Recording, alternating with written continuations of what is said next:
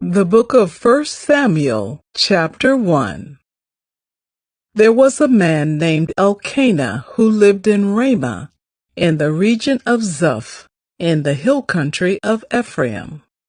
He was the son of Jeroham, the son of Elihu, son of Tohu, son of Zuph of Ephraim. Elkanah had 2 wives, Hannah and Peninnah. Peninnah had children, but Hannah did not. Each year, Elkanah would travel to Shiloh to worship and sacrifice to the Lord of Heaven's armies at the tabernacle. The priests of the Lord at that time were the 2 sons of Eli, Hophni and Phinehas.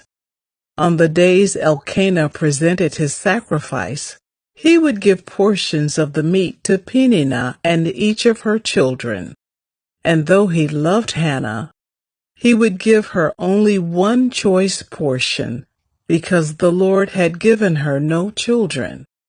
So Peninnah would taunt Hannah and make fun of her because the Lord had kept her from having children.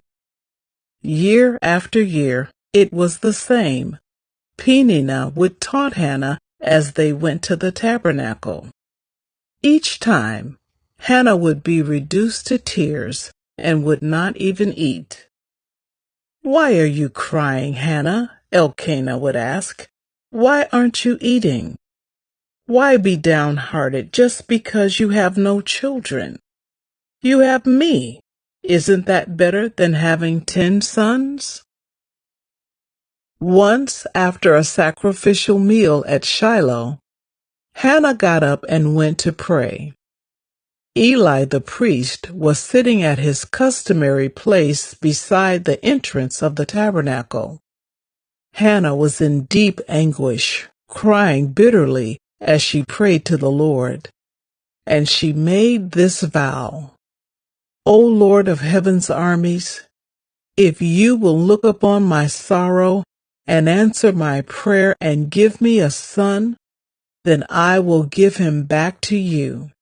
He will be yours for his entire lifetime, and as a sign that he has been dedicated to the Lord, his hair will never be cut." As she was praying to the Lord, Eli watched her.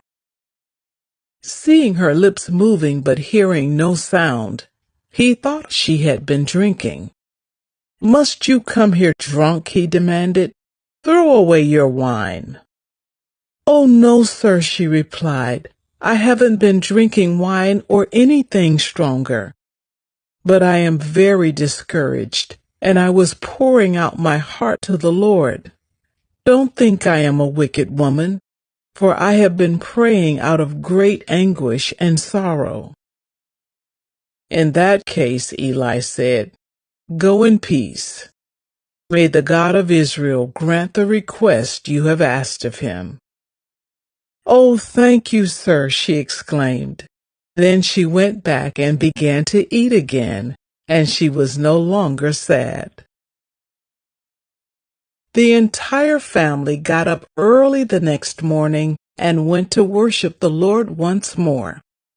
Then they returned home to Ramah.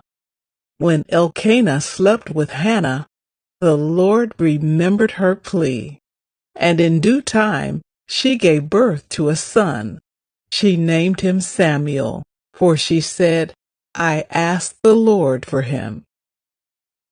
The next year, Elkanah and his family went on their annual trip to offer a sacrifice to the Lord and to keep his vow.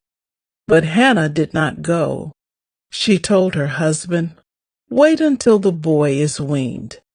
Then I will take him to the tabernacle and leave him there with the Lord permanently." "Whatever you think is best," Elkanah agreed. "Stay here for now, and may the Lord help you keep your promise."